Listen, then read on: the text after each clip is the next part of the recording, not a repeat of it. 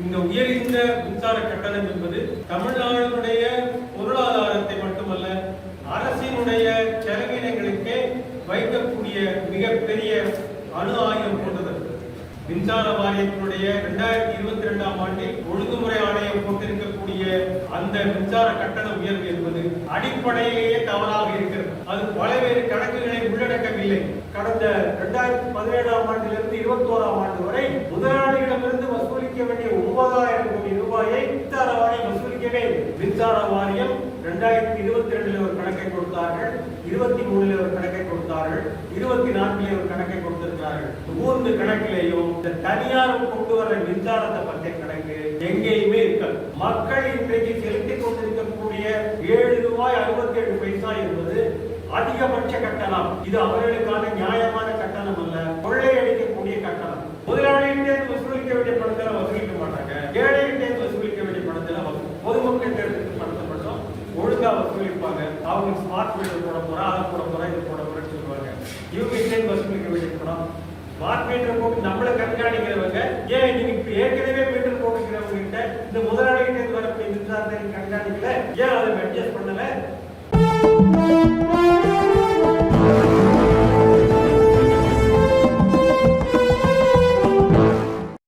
அன்பார்ந்த தோழர்களே, தமிழ்நாடு மின்சார ஒழுங்குமுறை ஆணையம் வரப்போகின்ற ஜூலையில் மீண்டும் மின்சார கட்டணத்தை உயர்த்த போகிறது. இந்த உயர்ந்த மின்சார கட்டணம் என்பது இந்த தமிழ்நாடுடைய பொருளாதாரத்தை மட்டுமல்ல, அரசினுடைய செலவினங்களுக்கே வைக்கக்கூடிய மிகப்பெரிய அணு ஆயுதம் போன்றது.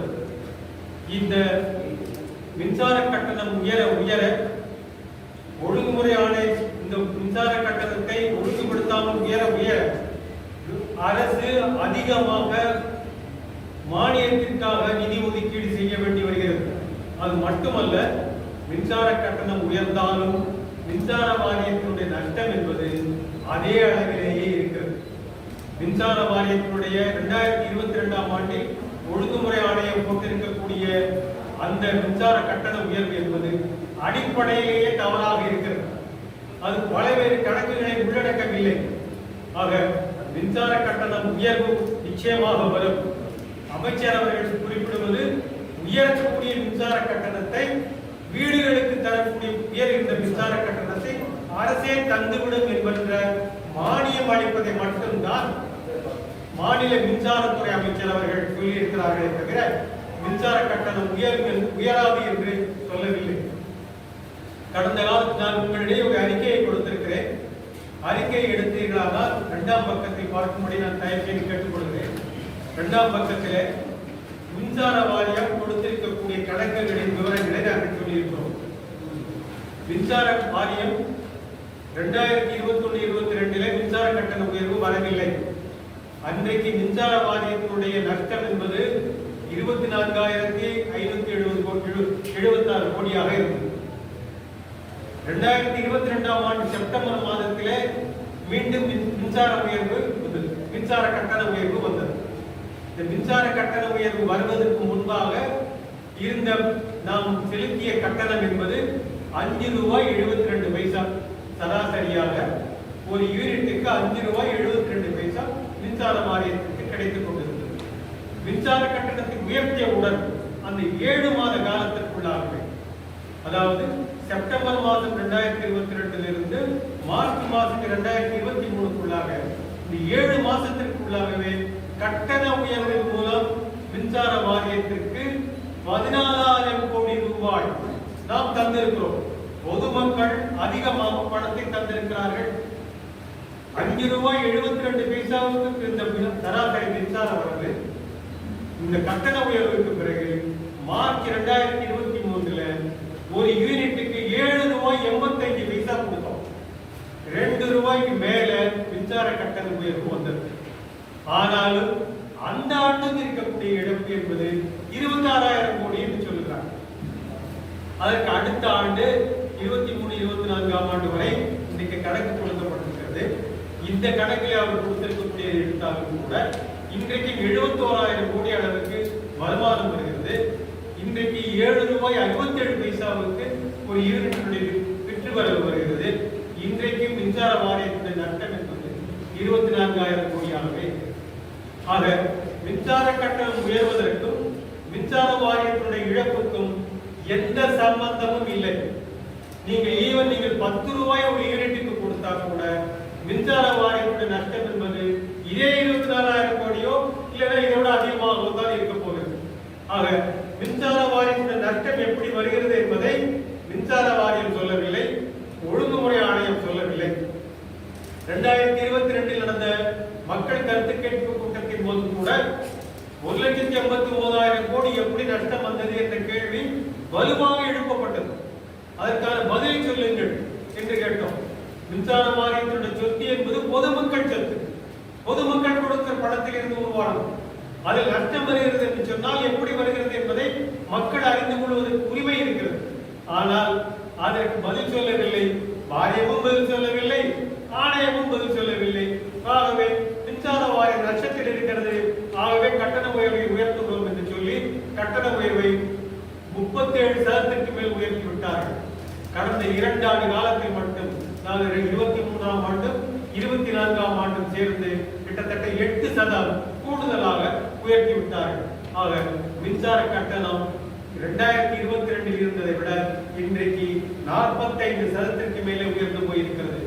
ஆனால் மின்சார வாரியத்தின் நஷ்டம் என்பது என்னவோ அதே 24,000 கோடியாக இருக்கிறது.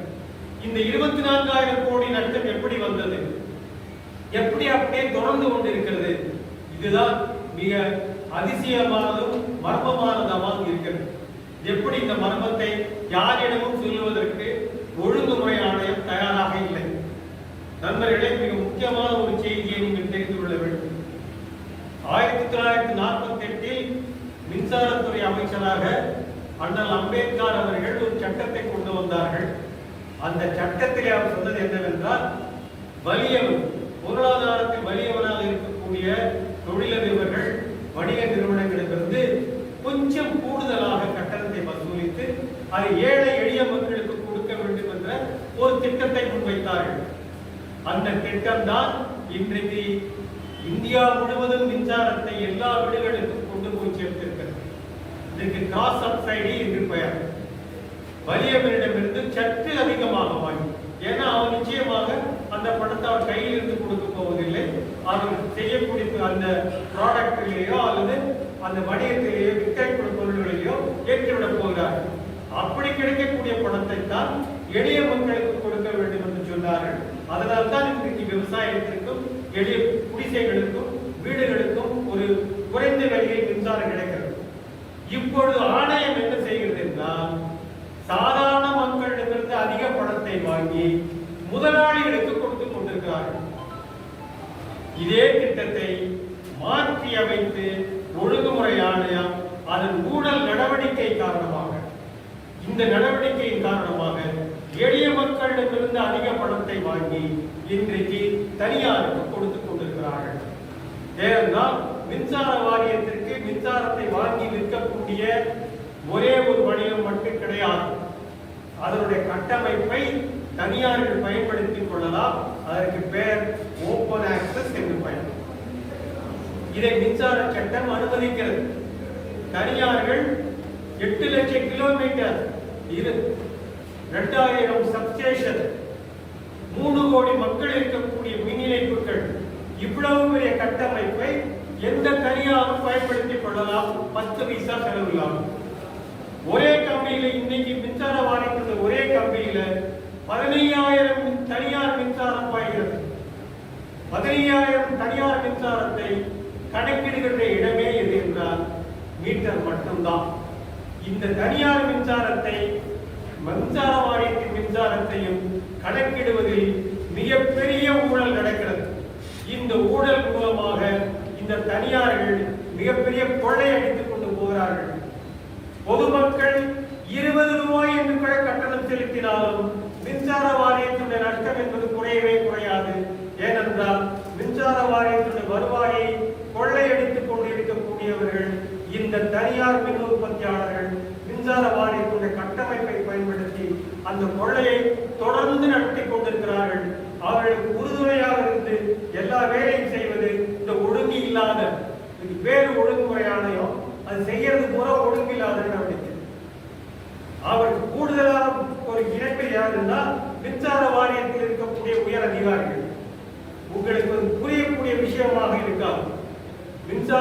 என்பது மிக சிக்கல் நிறைந்த ஒரு தொழில், ஒரு வணிக நிறுவனம், வணிக பயன்பாடு.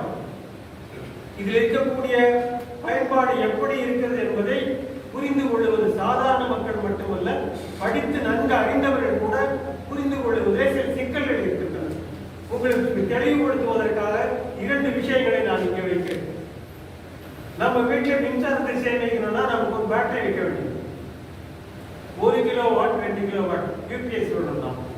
ஆனா ஒழுங்குமுறை ஆணையம் என்ன சொல்லுதுன்னா, காற்றாலை மின்சாரம் எல்லாத்தையும் 10,000 மெகாவாட், 1 2 இல்ல சார், 1 லட்சம் கிலோவாட், 10 லட்சம் கிலோவாட், 10 லட்சம் கிலோவாட் மின்சார கம்பியிலே சேமிக்கணும்னு சொல்றாங்க. மின்சார கம்பியிலே எப்படி மின்சாரத்தை சேமிக்க முடியும்? ஒரு விஞ்ஞானபூர்வமான ஒரு அபத்தம். அப்படித்தான் இந்த ஒழுங்குமுறை ஆணையம் உத்தரவு போடுது. இதுல ஆண்டுக்கு 2000 கோடிக்கு மேல நஷ்டம் வருது மின்சார வாரியமே சொல்லுது, நாங்க சொல்லல, மின்சார வாரியமே சொல்லுது. ஆனா அந்த நஷ்டத்தை சரிப்படுத்துவதற்கு ஒழுங்குமுறை ஆணையமும் தயாரா இல்ல, மின்சார வாரியமும் தயாரா இல்ல. ஏன்னா இவங்க எல்லா காற்றாலைக்காரர்களுடன் ஒரு கூட்டமைப்பை, கூட்டணியை ஏற்படுத்தி இருக்கிறார்கள். ஆக இந்த கொள்ளையடிக்கிறது என்பது, மின்சார வாரியத்தை கொள்ளையடிப்பது என்பது தனியார் உற்பத்தியாளர்கள், அவர்களுக்கு துணை போவது என்பது தமிழ்நாடு ஒழுங்குமுறை ஆணையமும் மின்சார வாரியமும். அதே மாதிரி தனியார் மின்சாரத்தை இன்னைக்கு தனியார் சந்தையில மின்சாரம் வாங்குறோம். ஒவ்வொரு சந்தையில வாங்கக்கூடிய மின்சாரம் என்பது 15 நிமிடங்களுக்கு ஒரு முறை கட்டணம் மாறும். 15 நிமிஷத்துக்கு ஒரு தடவை கட்டணம், ஒரு நாளைக்கு 96 கட்டணம்.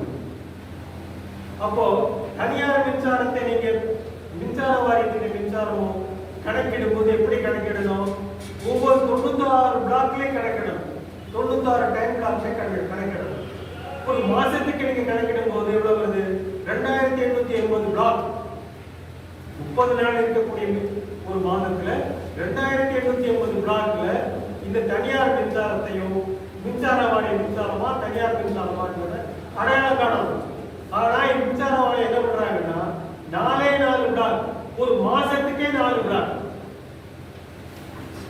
2880 பிளாக்ல அட்ஜஸ்ட் பண்ண வேண்டிய தனியார் மின்சாரத்தை வெறுமனே 4 பிளாக்ல மட்டும் அட்ஜஸ்ட் பண்ணிட்டு இருக்காங்க மின்சார வாரியம். இதுல 4400 கோடி ரூபாய் ஒவ்வொரு வருஷம் நஷ்டமாகும். ஒரு உதாரணமா ஒன்று சொல்றோம். காற்றாலை மின்சாரம் நீங்க இந்த மாசத்துல, ஜூன் மாசத்துல ஆரம்பிச்சிருக்கு, 20ஆம் தேதியில ஆரம்பிச்சிருக்கு. இப்ப 20ஆம் தேதிக்கு முன்னாடி காற்றாலை உற்பத்தி கிடையாது. 20ஆம் தேதிக்கு முன்னாடி காற்றாலை உற்பத்தி இந்த தனியாருக்கு வந்து சேர்ந்திருக்காங்க, வித்திருக்க மாட்டாங்க. 20ஆம் தேதிக்கு மேல 28 30ஆம் தேதி வரைக்கும் காற்றாலை உற்பத்தி இருக்கு. முதல் 20 நாளைக்கு வந்திருக்கக்கூடிய மின்சாரம் யாருடைய மின்சாரம்? மின்சார வாரியத்தோட மின்சாரத்தை தான் பயன்படுத்திருக்காங்க. அவங்க கூட ஒப்பந்தம் போட்ட ஆளுங்க, காற்றாலை கூட ஒப்பந்தம் போட்ட பணியாளர், அவங்க எவ்வளவு வாங்கி யார்கிட்ட போட்டிருக்காங்க? முதல் 20 நாளைக்கு தமிழ்நாடு மின்சார வாரியத்தோட கரண்ட் வாங்கியிருக்காங்க. அதுக்கப்புறமா இருக்கக்கூடிய 10 நாள்ல தான் காற்றாலை மின்சார உற்பத்தி வருது. மாசத்துல 4 நாள் கணக்கிடும் போது என்ன ஆகுதுன்னா, 10 நாள் உற்பத்தியையும் இந்த 30 நாளைக்கு சேர்த்து கணக்கு போட்டுரும். மின்சார வாரியத்தினுடைய மின்சாரத்தின் விலை எவ்வளவு சொன்னீங்கன்னா 11 ரூபாய் 35 பைசா. காற்றாலை மின்சாரத்தின் விலை என்பது 3 ரூபாய் 12 பைசா. அப்ப 3 ரூபாய் 12 பைசா மின்சாரத்தை 11 ரூபாய் 35 பைசா மின்சாரத்தோட சமன்படுத்திடுறாங்க. மின்சார வாரியத்திற்கு இது ஏகப்பட்ட நஷ்டம் வருகிறது. இதை பத்தி யாருமே கவலைப்படல. இதுல பெரிய அதிசயம் என்னன்னா, இங்க மின்சாரம் பயன்படுத்தக்கூடிய விக்கிரமங்களுக்கானாலும் சரி, கணக்கெடுக்கிறதுக்கும் அந்த 96 பிளாக்லயே மின்சாரத்தை கணக்கிட முடியும், அப்படி ரீடிங் எடுக்க முடியும். அப்படி இருந்தாலும் அப்படி எடுக்கிறது இல்லை, அப்படி அட்ஜஸ்ட் பண்றது இல்லை. தமிழ்நாடு மின்சார வாரியம் அதை பத்தி கவலைப்படுறதே இல்லை. இந்த மாதிரி அட்ஜஸ்ட் பண்றதுங்கிற ஒரு விஷயத்தை பத்தி மின்சார வாரியத்தில் இருக்க அதிகாரிகளும் கவலைப்படுறது கிடையாது. ஆக இது போன்ற நஷ்டங்கள் நிறைய தொடர்ந்து கொண்டே இருக்கிறது. கடந்த 2017ஆம் ஆண்டிலிருந்து 21ஆம் ஆண்டு வரை முதலாளிகளிடமிருந்து வசூலிக்க வேண்டிய 9000 கோடி ரூபாயை மின்சார வாரியம் வசூலிக்கவே இல்லை. இந்த வசூலிச்சு இருந்தாங்கன்னா இந்த மின்சார கட்டணம் 2022ல போட்ட மின்சார கட்டணத்துல இந்த 9000 கோடியை கழிச்சுட்டு தான் பண்ணியிருக்கணும். ஆனா அவங்க கழிக்கவும் இல்லை, ஏன் வசூலிக்கிறேன்னு சொல்லி இந்த ஒழுங்குமுறை ஆணையம் கேட்கவே இல்லை. நாங்க திரும்ப திரும்ப கேட்கிறோம் ஒழுங்குமுறை ஆணையத்தை. ஆனா ஒழுங்குமுறை ஆணையம் அதை பற்றி எந்த பதிலும் சொல்வது. மக்களை பற்றி கவலைப்பட வேண்டாம், மக்கள் எல்லாம் அடிமைகள் என்ற ஒரு நிலைப்பாட்டில் தான் இன்றைய ஒழுங்குமுறை ஆணையம் செயல்பட்டுக் கொண்டிருக்கிறது. மக்கள் கருத்து கேட்க வேண்டிய அவசியம் இல்லை. கருத்து கேட்கிறது ஒரு சட்டம் இருந்ததுன்னா அவங்க பாட்டுக்கு ஏதோ கத்திட்டே போட்டோம், அவங்களுக்கு பதில் சொல்ல வேண்டிய அவசியம் எனக்கு கிடையாது அப்படிங்கிற ஒரு பெரிய மண்ட கருத்துடன் இருக்குது இந்த ஒழுங்குமுறை ஆணையம். இது மக்கள் கருத்து கேட்பை பத்தி எந்த கருத்தையும் அவங்க பதிலே சொல்லல. எது சரியா இருக்குங்கிற விஷயத்த இந்த ஒழுங்குமுறை ஆணையம் எந்த காலத்திலும் கேட்கறது இல்லை. வழக்கு தொடுத்தாதான் உனக்கு லோக்கல் ஸ்டாண்டிங் இல்லை அப்படின்னு சொல்லிடுவாங்க. எங்களுக்கு நான் எங்களுடைய வேலைகள் எல்லாம் முதலாளியை காப்பாற்றுவது மட்டும்தான் என்பதுதான் ஒழுங்குமுறை ஆணையத்துடைய இன்றைய நிலைப்பாடு. இந்த கட்டண உயர்வில் 10,000 கோடி ரூபாய் 10,000 கோடி ரூபாயை தமிழ்நாடு அரசு நஷ்டத்திற்கு ஈடு செய்வதற்காக மின்சார வாரியத்திற்கு கொடுத்திருக்கிறது.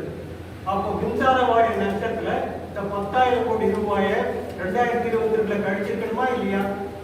10,158 கோடி ரூபாய் மின்சார வாரியத்திற்கு அதுக்கு ஏற்பட்ட நஷ்டத்தை ஈடு செய்வதற்காக தமிழ்நாடு அரசு பணமாக கொடுத்திருக்கிறது.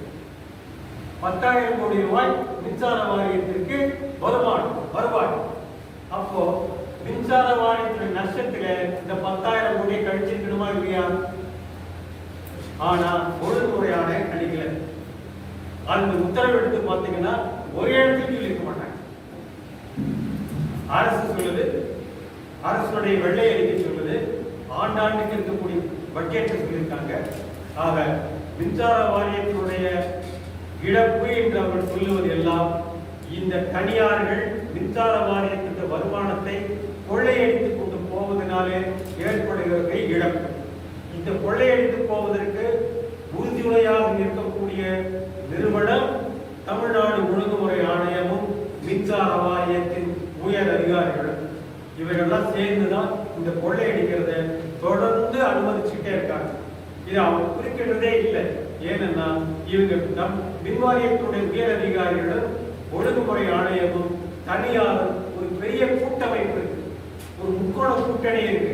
இந்த முக்கோண கூட்டணியில அவங்க என்ன நினைக்கிறாங்களோ அதுதான் நடந்துட்டு.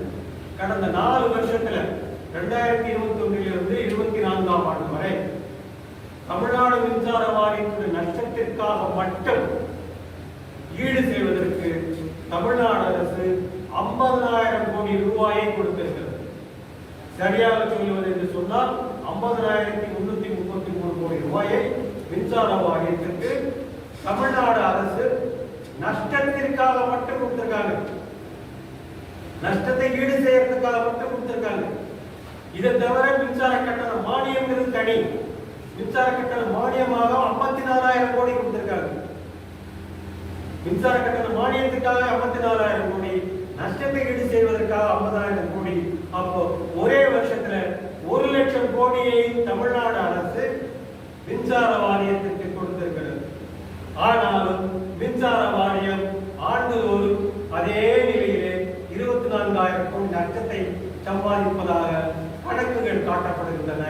இந்த கணக்குகள் எல்லாமே தனியார்கள் கொள்ளையடித்துக் கொண்டு போன கணக்கு. மின்சார வாரியம் 2022 ஒரு கணக்கை கொடுத்தார்கள், 23 ஒரு கணக்கை கொடுத்தார்கள், 24 ஒரு கணக்கை கொடுத்திருக்கிறார்கள். இந்த 3 கணக்கிலேயும் இந்த தனியார் கொண்டு வர மின்சாரத்தை பற்றிய கணக்கு எங்கேயுமே இருக்காது. திரும்ப திரும்ப கேட்டாலும் அந்த கணக்கு அவங்க சொல்றதே இல்லை. ஒழுங்குமுறை ஆணையம் அதை பற்றி கேள்விக்கவே மாட்டாங்க. நாங்கள் என்ன கேட்டாலும் அதெல்லாம் நாங்கள் பார்த்து எழுதி நம்ம எழுதி கொடுத்தா வாங்கி குப்பையில போட்டுட்டு அவங்க தனியாரை வந்து காப்பாற்றுற வேலையை மட்டும்தான் இந்த ஒழுங்குமுறை ஆணையம் செய்யும். இப்போ நாம வைக்கக்கூடிய கோரிக்கை என்னவென்றால், ஜூலையில் வரக்கூடிய மின்சார கட்டண உயர்வை ஒழுங்குமுறை ஆணையம் தவிர்க்க வேண்டும். அது தவறாக போட்ட 2022ஆம் ஆண்டு மின்சார கட்டண உயர்வை திரும்ப பெற்று திரும்பவும் மின்சார கட்டணத்தை திருத்த வேண்டும். மக்கள் இன்றைக்கு செலுத்திக் கொண்டிருக்கக்கூடிய 7 ரூபாய் 67 பைசா என்பது அதிகபட்ச கட்டணம். இது அவர்களுக்கான நியாயமான கட்டணம் அல்ல, கொள்ளையடிக்கக்கூடிய கட்டணம். மின்சார கட்டணம் இதை விட மிக குறைவாக இருக்க வேண்டும். இந்த 24,000 கோடி இவர்களுக்கு திரும்ப கிடைக்குமே. ஆனால் இந்த மின்சார கட்டணம் என்பது இன்றைக்கு இருக்கக்கூடிய 1/3 கட்டணம் முறை, அதாவது ₹5.70 அளவுக்கு மட்டும்தான் இந்த மின்சார கட்டணம் இருக்க முடியும். ஆக மின்சார கட்டணத்தை உயர்த்திவிட்டு மக்களிடமிருந்து அதிக பணத்தை வாங்கி இன்றைக்கு முதலாளிகளுக்கு கொடுக்கக்கூடிய ஒரு திட்டத்தை தான் ஒழுங்குமுறை ஆணையம் செய்கிறது. இந்த ஒழுங்குமுறை ஆணையம் இவ்வாறு செய்வது என்பது சட்டத்திற்கு புறம்பானது. ஜூலை மாதத்தில் வரக்கூடிய இந்த மின்சார கட்டண உயர்வு எவ்வளவு தெரியாது, கிட்டத்தட்ட 3% என்று சொல்லுகிறார்கள். அது சரியா தவறா என்பது ஒழுங்குமுறை ஆணையம் உத்தரவிட்ட பிறகுதான் தெரியும். அந்த கட்டண உயர்வை நிறுத்தி வைக்க வேண்டும். 2022 போடப்பட்ட மின்சார கட்டண ஆணையை திரும்பவும் பரிசீலித்து இந்த கட்டண உயர்வை மறுசீரமைக்க வேண்டும் என்பதை நாங்கள் உங்கள் மூலமாக மக்களுக்கு சொல்லுகிறோம். மக்களை வலியுறுத்த வேண்டும் என்று அன்போடு கேட்டுக்கொள்கிறோம். அவரிடம் நீங்கள் எடுத்துச் செல்ல வேண்டும் என்றும் எங்கள் அமைப்பின் சார்பாக உங்களுக்கு 10,000 கோடியை ஒழுங்குமுறை ஆணையம் கணிக்கிறதுக்கு என்ன காரணம் சார்? எந்த காரணத்தையும் சொல்லல. மின்சார வாரியம் அது கொடுத்திருக்கிற மனுவில் எந்த ஜீவோவில் எவ்வளவு ரூபா பணம் கொடுத்திருக்காங்கிறத சொல்லி 10,150 கோடி ரூபாய் கொடுத்திருக்காங்க. நம்ம முன்னாள் நிதியமைச்சர் அவர்கள் PTR பழனிவேல்ராஜன் அவர்கள் வந்து வெள்ளை அறிக்கை விட 2021 சமர்ப்பிச்சிருக்கிறார். அந்த வெள்ளை அறிக்கையிலே சொல்லியிருக்கிறார் எவ்வளவு பணம் மின்சார வாரியத்திற்கு நஷ்டத்திற்காக கொடுத்திருக்கிறோம் சொல்லியிருக்காங்க. ஆனால் மின்சார வாரியம் அந்த மின்சார வருவாய் தேவை எவ்வளவு இருக்கு வரும்போது இந்த 10,000 கோடி ரூபாய் கழிச்சிருக்கணும் இல்லை. ஆனால் கழிக்கவே இல்லை. வேணும்னா மின்சார ஒழுங்குமுறை ஆணையத்துடைய உத்தரவு எடுத்து 2006 பக்கத்தை எடுத்து பார்த்தீங்கன்னா 206 பக்கத்தை படித்து பார்த்தீங்கன்னா 10,000 கோடி காமிச்சிருக்கவே மாட்டாங்க. கிராண்ட்ஸ் ஃப்ரம் தமிழ்நாடு கவர்மெண்ட் அப்படின்னு இருக்கும். அதில் கிராண்ட்ஸுங்கிற இடத்துல ஒன்றுமே காமிச்சிருக்க மாட்டாங்க. ஆனால் 10,000 கோடியே அரசு எடுத்துருக்கு. அது மட்டும் இல்லை, 9,000 கோடி வசூலிக்கவே இல்லை. 9,000 கோடி வசூலிக்கவே இல்லைன்னு ஒழுங்குமுறை ஆணையத்திட்ட மின்சார வாரியமே சொல்லியிருக்கு. நான் முன்னாடி இங்க நடந்த ஒரு பஸ் மீட்ல கூட உங்களுக்கு சொல்லியிருக்கேன். அவங்க போட்டு பிளாங்கா போட்டு கொடுக்குறாங்க. Surcharge addition surcharge. நான் 5 வருஷத்துல 1 பைசா கூட வசூலிக்கவே இல்லைன்னு கொடுத்துருக்காங்க. ஏன் வசூலிக்கலன்னு மின்சார வாரியத்தை ஒழுங்குமுறை ஆணையம் கேட்கவே இன்னை வரைக்கும் நாங்கள் ஒழுங்குமுறை ஆணையத்தில் எழுதி கொடுத்துருக்கோம். அந்த பப்ளிக் ஏரியில பேசியிருக்கோம். அதுக்கப்புறமா கேட்டிருக்கோம். மின்சார வாரியம் பதில் சொல்றோம். அப்போ முதலாளிகிட்டே வசூலிக்க வேண்டிய பணத்தை வசூலிக்க மாட்டாங்க. ஏழைகிட்டே வசூலிக்க வேண்டிய பணத்தை பொதுமக்கள் பணத்தை மட்டும் ஒழுங்கா வசூலிப்பாங்க. அவங்க ஸ்மார்ட் மீட்டர் போட போறா, அதை போட போறா, இது போட போறேன்னு சொல்லுவாங்க. இவங்க கிட்டே வசூலிக்க வேண்டிய பணம் ஸ்மார்ட் மீட்டர் போட்டு நம்மளை கண்காணிக்கிறவங்க ஏன் நீங்க இப்ப ஏற்கனவே மீட்டர் போட்டுக்கிறவங்க கிட்ட இந்த முதலாளிகிட்ட வரக்கூடிய மின்சாரத்தை கண்காணிக்கல, ஏன் அதை அட்ஜஸ்ட் பண்ணல? ஆக இந்த மின்சார கட்டண உயர்வு வரக்கூடாது, தவறு. அமைச்சர் அவர்கள் என்ன சொல்லியிருக்காங்க, 20ஆம் தேதி வந்த அந்த வீடியோ ஃபுட்டேஜை நான் பார்த்தேன். அந்த வீடியோ ஃபுட்டேஜில் வீடுகளுக்கான மின்சாரம் உயர்வு இருக்காது. வீடுகளுக்கான மின்சார உயர்வை அரசு மானியமாக கொடுக்கும். 50,000 கோடி கொடுக்குறாங்கல்ல, அதே மாதிரி 54,000 கோடி மாதிரி இன்னும் கொஞ்சம் மானியத்தை கொடுக்கும். அரசு எங்கேருந்து மானியம் கொடுக்கும்? மக்களுக்கு செலவழிக்க வேண்டிய சமூக நல திட்டங்களை வெட்டித்தானே கொடுக்கும்.